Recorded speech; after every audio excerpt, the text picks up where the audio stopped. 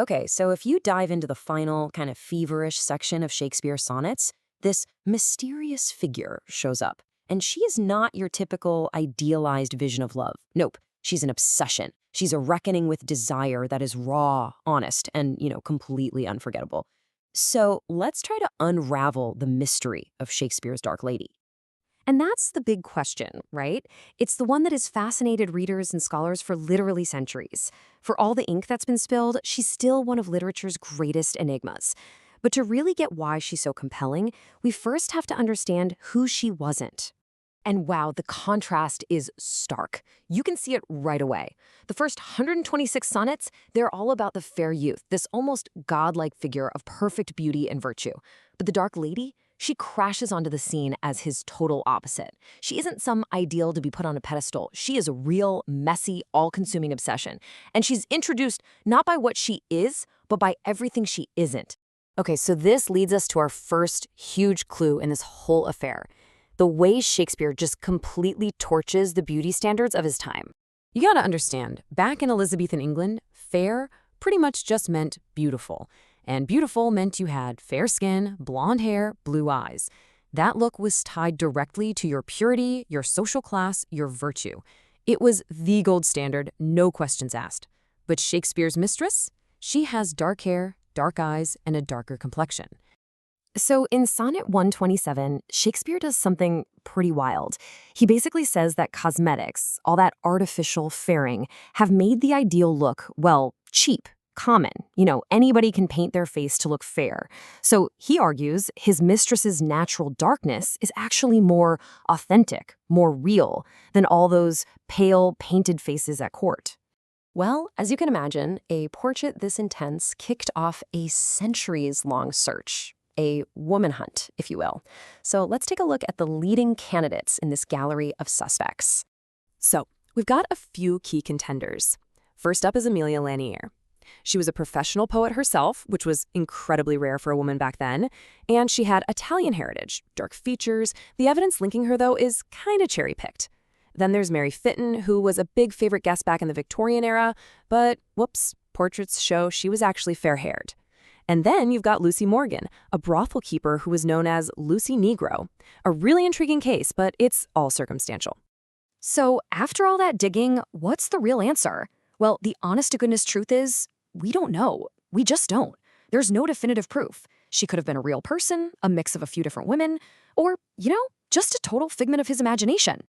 And this is where it gets really interesting. What if we've been asking the wrong question this whole time?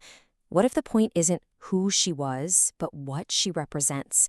What if she's really a brutally honest look at human desire itself?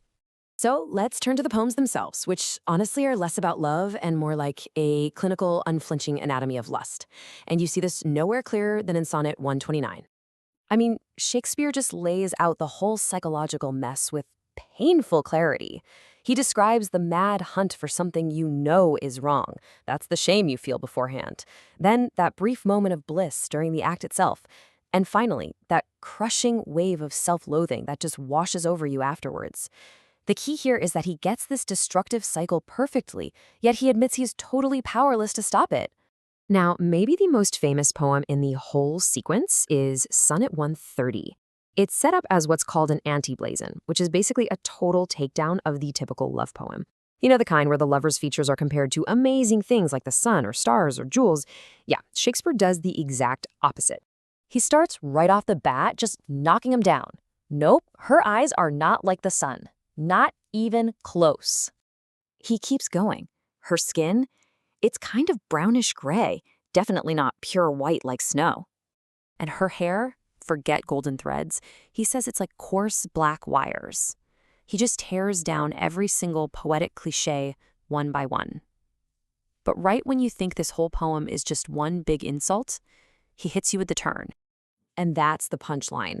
After he's demolished every fake comparison, he declares his love is just as real and way more honest than any love described with all those tired, flattering lies. It's a joke, sure, but it's also this profound declaration of love for a real human being, flaws and all. But the story doesn't end on that high note of honesty. Oh no, it takes an even darker, more complicated turn in Sonnet 138, which has some of the bleakest wisdom in the entire collection. So, get this. This poem describes a relationship that's built on mutual lies. He knows she's cheating on him, and she knows that he's just pretending to believe her when she says she's faithful. They are both fully aware of the deception, but they have this unspoken deal to just keep up the act. And you have to ask why. Why would they do that? Well, because the truth is just too painful. Being honest would shatter the fragile little world they've built for themselves, destroying whatever comfort they find in each other. So they choose to live in the lie, together. And that leaves us with this final, really unsettling question. When you get right down to it, what's more honest? The impossible, perfect ideal of the fair youth? Or the deeply flawed, sometimes comforting, beautiful lie you build with the dark lady? It's a question Shakespeare just leaves hanging in the air for us to wrestle with, almost 400 years later.